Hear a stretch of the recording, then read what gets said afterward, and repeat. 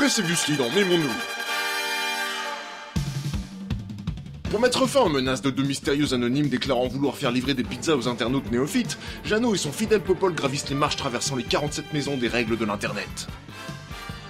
Pendant ce temps, Tenshin Han balance tout son kiki pour contenir les forces Illuminati qui réussissent malgré tout à mettre fin au mariage de Ross et Rachel par l'intermédiaire d'un agent infiltré. C'est alors que la matrice implose, laissant s'échapper le maléfique Copypasta.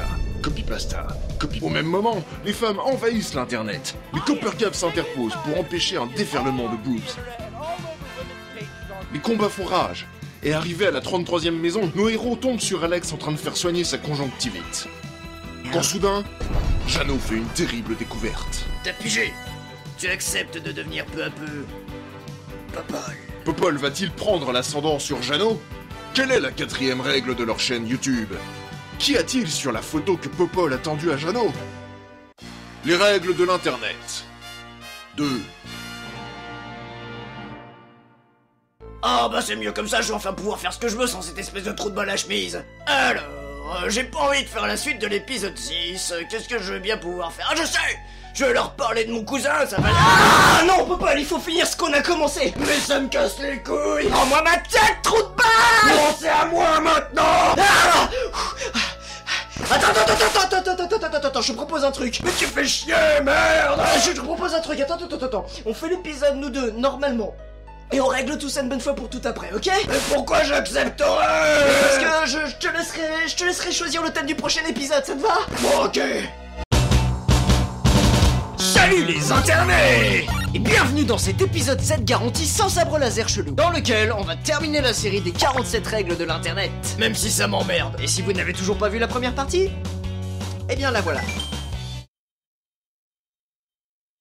Il faut cliquer là. Ouais. Clique.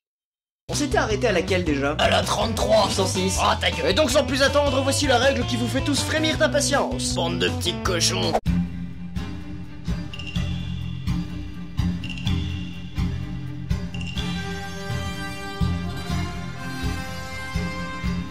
Et cette règle mérite qu'on s'attarde dessus. J'en étais sûr. Gros dégueulasse. Vous êtes tous des cons. Des cons. Bon ça vient.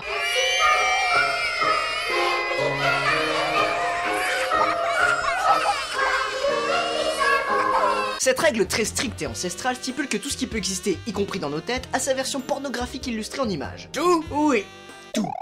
Avec cette règle en tête, chaque image peut devenir hilarante ou stimulante, que ce soit des personnages fictifs, des monuments, des véhicules, de la nourriture, des objets, des logiciels, des symboles, toutes trouveront un jour ou l'autre leur version porno. L'origine de ce mème se trouve sur le site Zoomount, où l'on peut voir un dessin mis en ligne le 5 octobre 2004, représentant un utilisateur surpris par le fait de découvrir une image porno de personnage d'une BD populaire. Cet utilisateur, c'est Peter Morley Sauter. Adolescent, Peter s'amuse à créer une bande dessinée, en s'inspirant de la célèbre BD Calvin et Hobbes. En 2003, alors âgé de 16 ans, il reçoit par email un dessin de Hobbes s'ébattant avec la mère de Calvin. C'est beau la jeunesse. Ce qui ne manque pas de le traumatiser un moment. Petite chatte. En réaction, il réalise ce petit dessin traduisant son dépit face à la place importante que prend la pornographie sur internet. Et il poste l'image sur le réseau sans savoir ce qu'il allait déclencher. 6 ans plus tard, nous sommes alors en mars 2006, l'utilisateur Nukitol poste une définition de la règle sur le site Urban Dictionary. Et le 12 octobre, elle est ajoutée à la liste des règles de l'internet sur l'Encyclopédia Dramatica. Certains affirment même qu'elle serait en fait la toute première règle.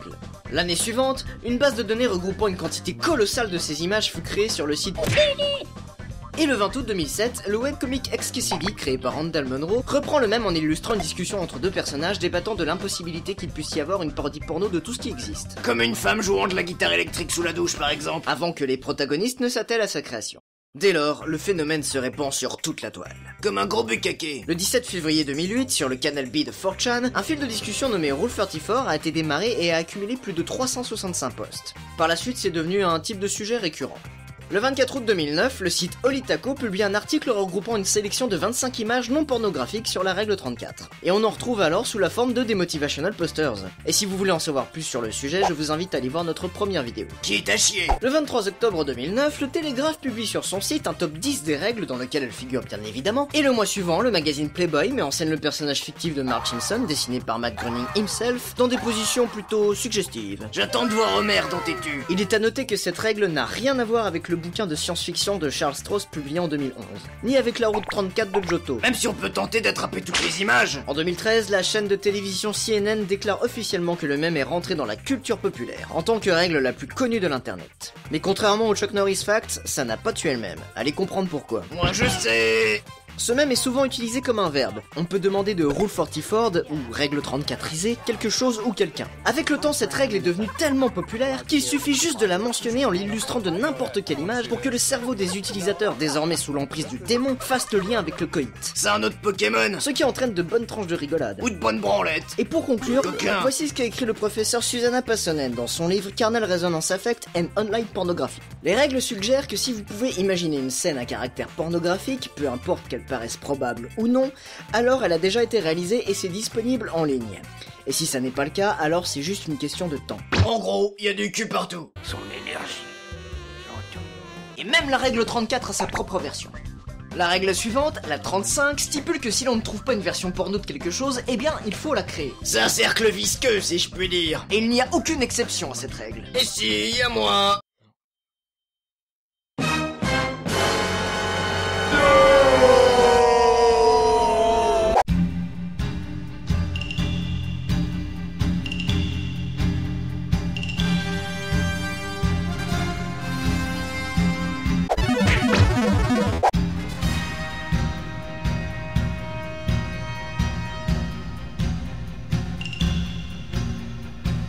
Le sort de l'univers est entre vos mains. Ne tentez jamais de diviser par zéro. Ou sinon. Sinon quoi? Exactement. Le même divisé par zéro est un terme qui permet de décrire une action risquant d'entraîner un échec épique, Ou epic fail. qui déboucherait instantanément sur une catastrophe cosmique absurde, illogique et défiant les lois de la physique. En une fraction de seconde, l'univers s'effondrerait sur lui-même et toute forme de vie cesserait d'exister. Ou bien, cela provoquerait une catastrophe minime mais complètement absurde. Comme par exemple tenter de résoudre l'opération sur une feuille et foutrer le feu. La plupart du temps, ce terme est suivi par « oh shit », qui illustre la réaction instantanée de l'auteur face à l'erreur commise. Le fait de couper l'expression avant sa fin témoigne de l'instantanéité de la catastrophe et de la totale perte de contrôle de l'utilisateur. En mathématiques, le plus couramment, un calcul incluant 0 comme diviseur n'a pas de sens. Un petit exemple pour illustrer. Je vais essayer. Fais-le, ou ne le fais pas, mais il n'y a pas d'essai. Oh c'est bon, ta gueule.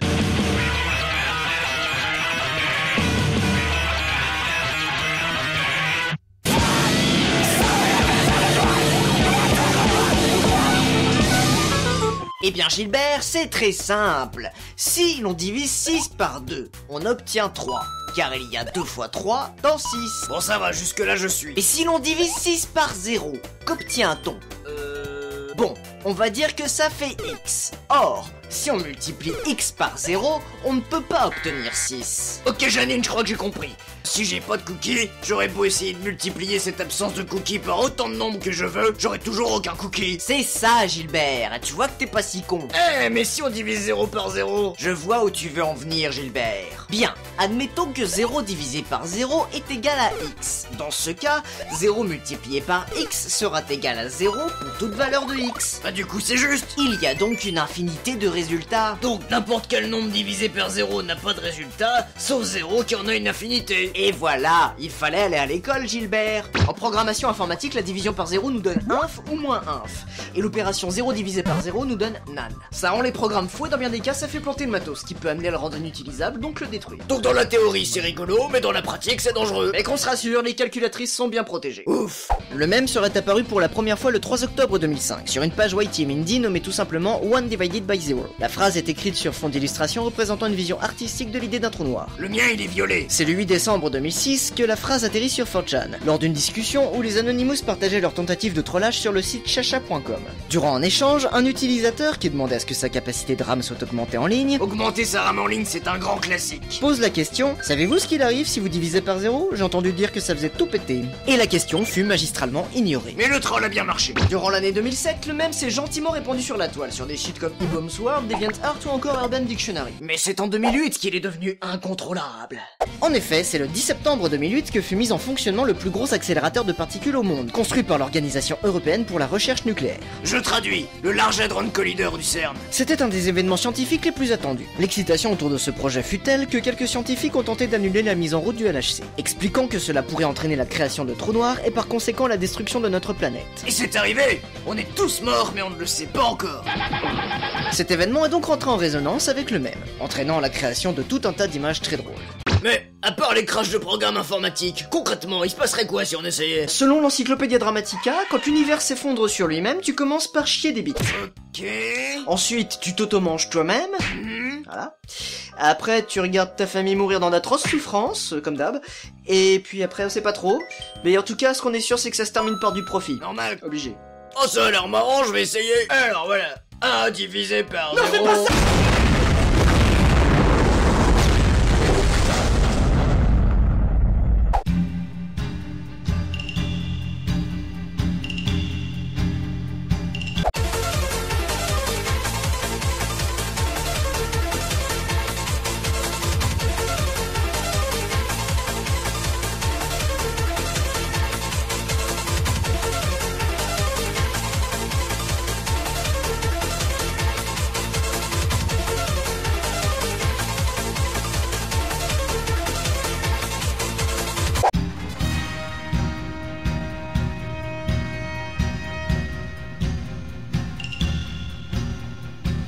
C'est trop la classe, les majuscules! Les majuscules, c'est bien pour troller.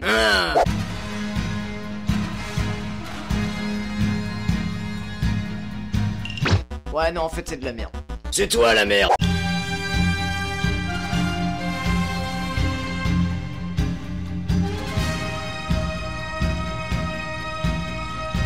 L'expression déçu est utilisée comme spam pour pourrir d'autres boards sur 4chan ou bien des discussions sur un forum.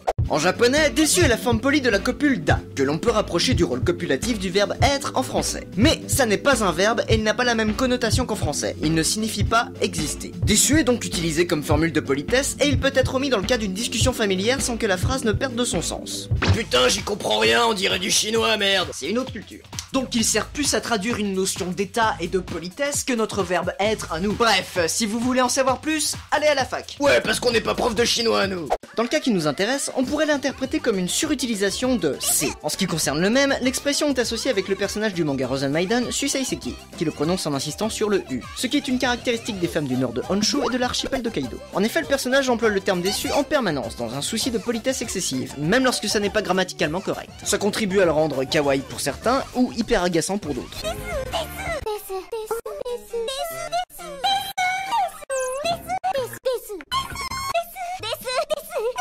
Et c'est le moment de laisser la place à notre expert en animé.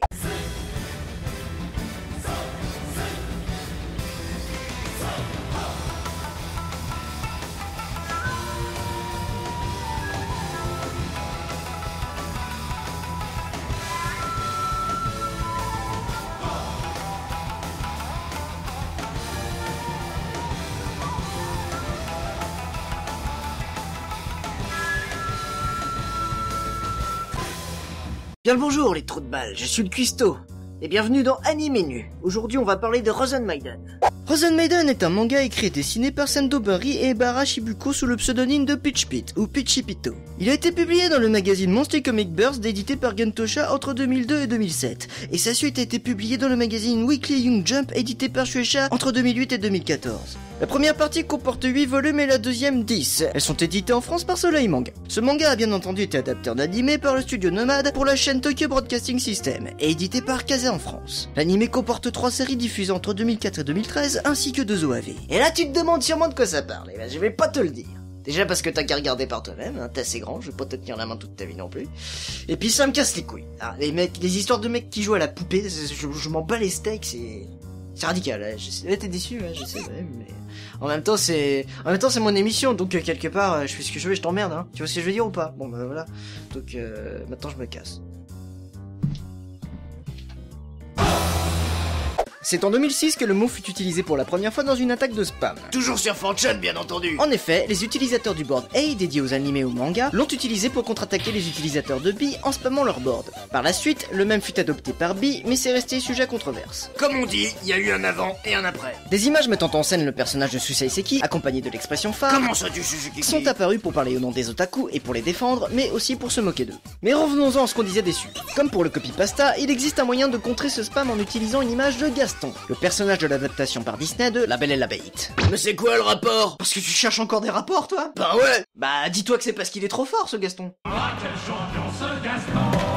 Je suis un peu déçu, là. Ce même, par le biais du personnage, peut être mixé avec plein d'autres, et n'importe quelle image peut être mixée avec ce personnage. Par la suite est apparu le même Moshi Moshi ex-Déçu, qui en est un dérivé direct. Moshi Moshi est le japonais pour dire bonjour au téléphone. Déçu est donc associé au personnage se présentant au téléphone sur l'image, on peut donc traduire l'expression par bonjour, c'est X à l'appareil, ou allô, c'est X à l'appareil. Lorsqu'un fil de discussion est commencé avec une de ces images, la plupart du temps, les autres utilisateurs répondent avec une image du même style.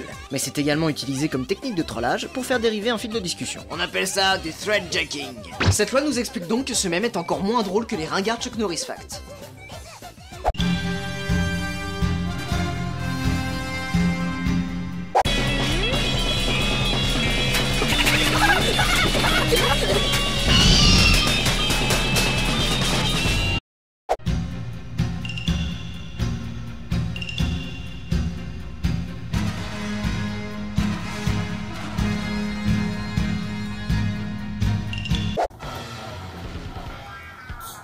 Let the heat flow through you.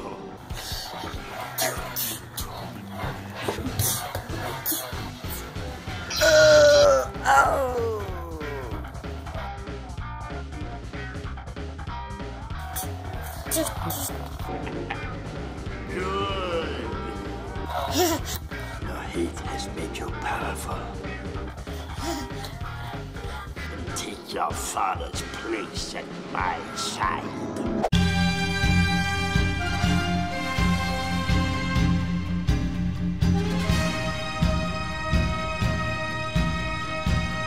Cette règle nous précise que si un utilisateur écrit le moindre commentaire qui soit positif sur le moindre truc qui soit à peu près japonais, eh ben... Il est pas à l'abri de se faire bien pourrir. en se faisant traiter de weeaboo. Mais c'est quoi un wanadu?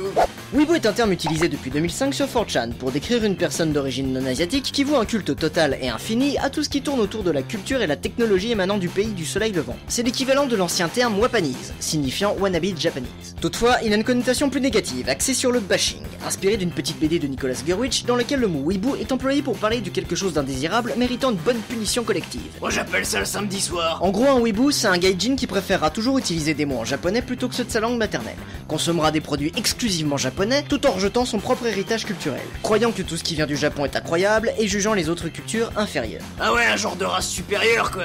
Mais les otaku c'est quoi alors? Et ben en fait, contrairement à l'utilisation populaire du mot, un otaku ne s'intéresse pas nécessairement au manga et à la culture japonaise. Otaku est un terme japonais pour décrire une personne inadaptée sociale qui ne quitte pas sa maison et voue sa vie à sa passion quelle qu'elle soit. Comme Alfred?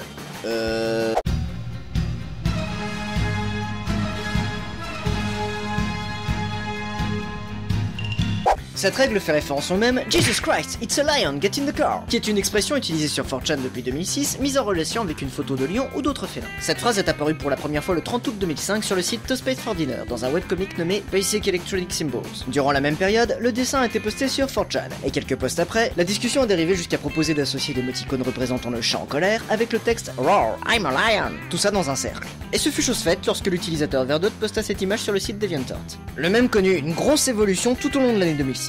Le 31 mai, un utilisateur poste sur DeviantArt un gif animé montrant un homme et une statuette de Jésus surpris et affolés par l'apparition d'un lion dont la gueule est remplacée par l'émoticône. Et le 4 juillet, sur Urban Dictionary, une définition de l'émoticône d'origine l'associe avec les deux phrases, enclenchant la phase terminale du processus de fusion pour donner naissance très peu de temps après à l'image de LOLcat que beaucoup connaissent. Le même fut également repris pour l'opération Line Cache lancée par Anonymous en 2008.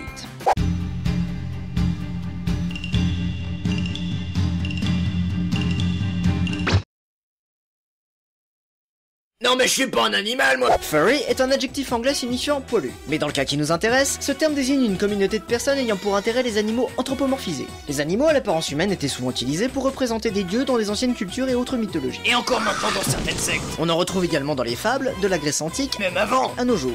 Cependant, ce serait dans les années 70-80 que le mouvement furry serait né. À cette époque, nombreux étaient les représentants du genre, que ce soit dans les bandes dessinées, dans les cartoons ou dans les films d'animation. Plus tard, le genre s'est même exporté aux jeux vidéo et au cinéma, voire même encore à la télévision dans certaines publicités. Avec l'apparition d'internet, les furries ont pu se rassembler et laisser libre cours à leur passion, organisant des jeux de rôle, des conventions et en inventant tout un tas de termes liés à la communauté. Les channers et les furries ont longtemps été rivaux, si bien que sur 4chan, pratiquement tout ce qui touche aux furries est synonyme de déviance sexuelle. Un stéréotype duquel les furries ont bien du mal de sortir. Donc la règle nous explique que tous les animaux, personnages fictifs ou fantasmes, ont leur version pornographique animalière anthropomorphisée. C'est surtout pour troller la communauté des furries. Bah tu mets pas d'image? Oh là, non. Non.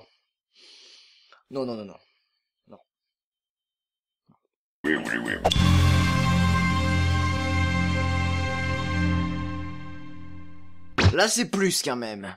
C'est une médaille, un emblème, un symbole. Une victoire. C'est une magnifique histoire qui nous parle d'hôtels virtuels, de racisme et de coupe afro, de svastika, de sida et de piscine. Ouais. Ça vend du rêve, hein. Notre histoire débute en l'an 2006 après Jésus-Christ.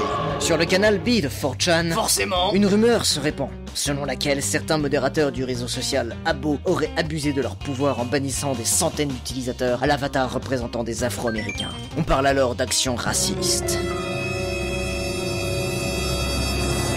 Mais c'est quoi le abobo truc là? Abo, anciennement Abo's Hotel, est un type de réseau social prenant l'apparence d'un jeu en ligne, dans le genre de Second Life ou Club Penguin, mais destiné aux adolescents. Il a été créé par deux Finlandais, dont je vous écris les noms parce que j'ai pas envie de les écorcher étant donné que je ne connais rien en finlandais, lancé en août 2000 et édité par Sulak Corporation. Les utilisateurs créent leur avatar et évoluent dans différentes pièces d'un hôtel, en interagissant avec les autres via un chat. Ouais ta gueule c'est chiant, revient au racisme.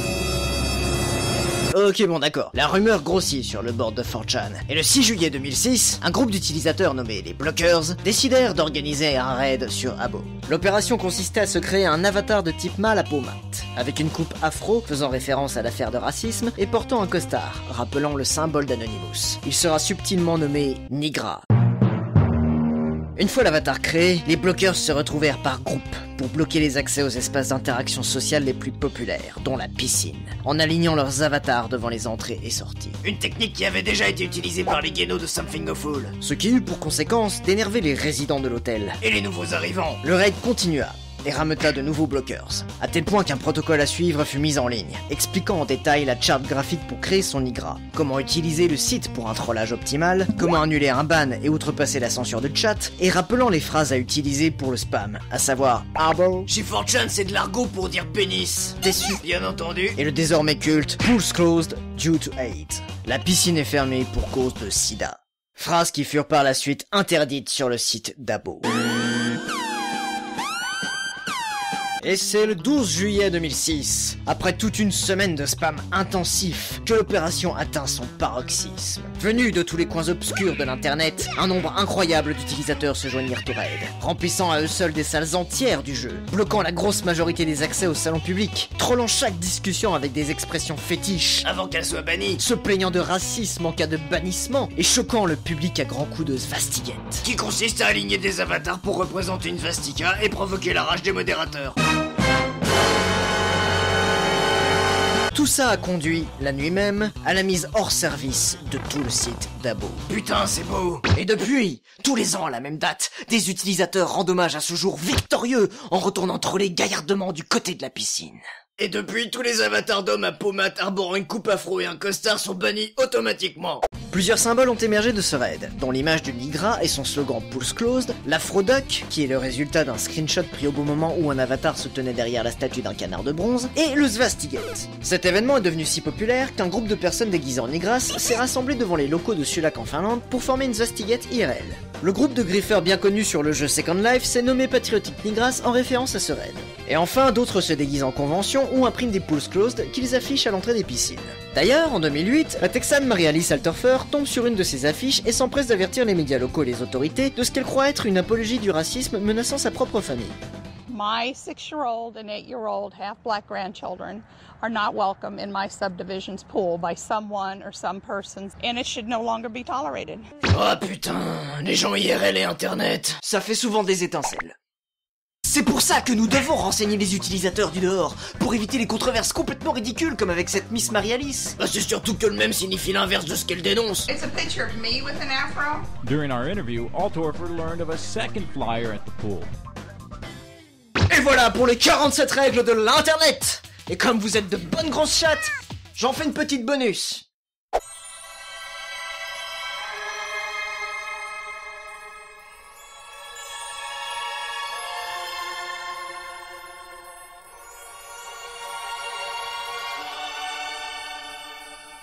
Cette règle nous dit que... Mais c'est quoi ce bordel?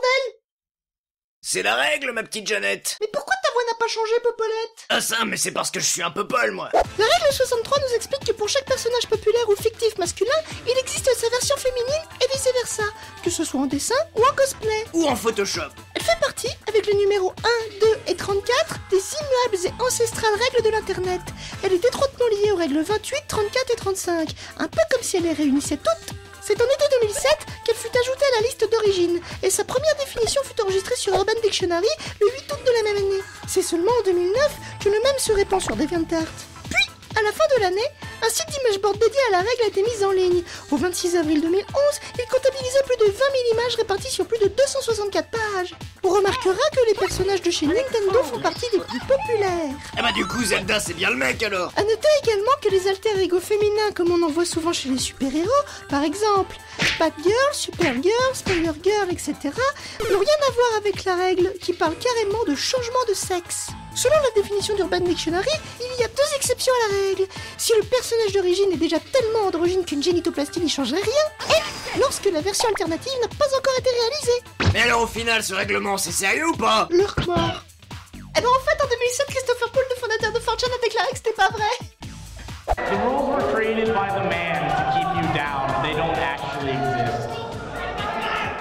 It's true, the rules were invented by Gaia. If you check it, it's in their archives. Je pense qu'il dit ça pour qu'on croit pas.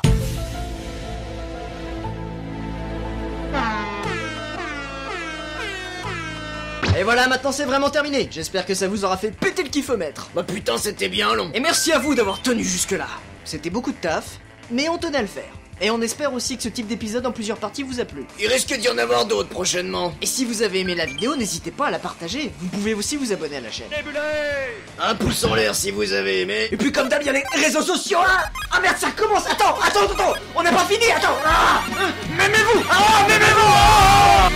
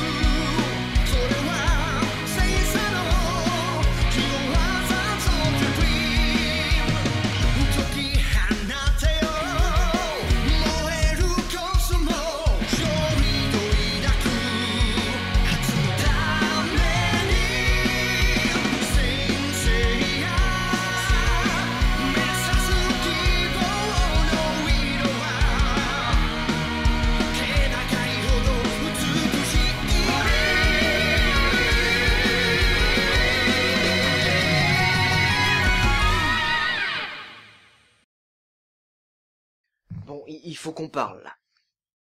Et de quoi veux-tu parler? Il y a trop de gens.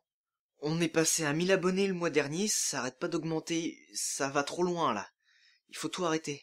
La popularité, la coke et les putes, c'est là-dessus qu'on partait. D'abord Internet, ensuite le monde. Je t'en prie, je t'en supplie, ne fais pas ça. Mais c'est pas moi qui le fais, c'est nous qui le faisons. C'est ce que nous voulons.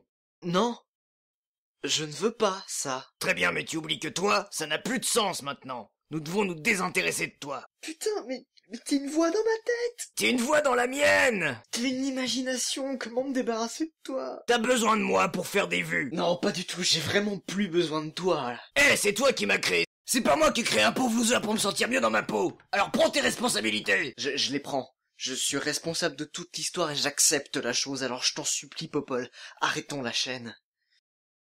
Est-ce que je nous ai déjà laissé tomber? Combien de chemin as-tu fait grâce à moi?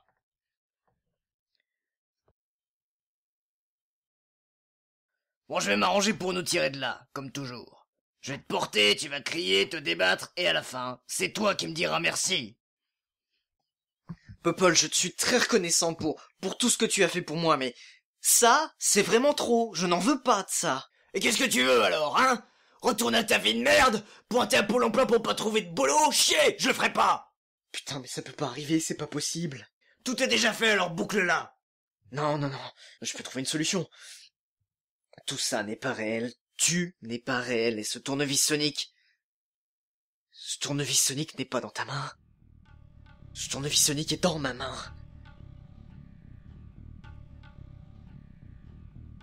Bravo, bien joué, mais ça change que dalle.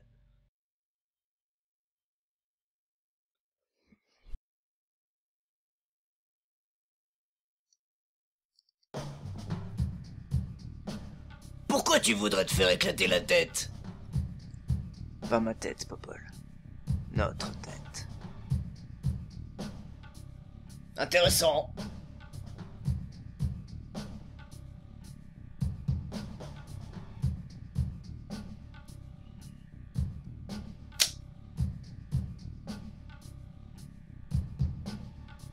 Hé, il s'agit de toi et moi, là. Ami. Popol. Je veux que tu m'écoutes attentivement. D'accord. Mes yeux sont ouverts. Ah non, c'est brun, ça. Attends!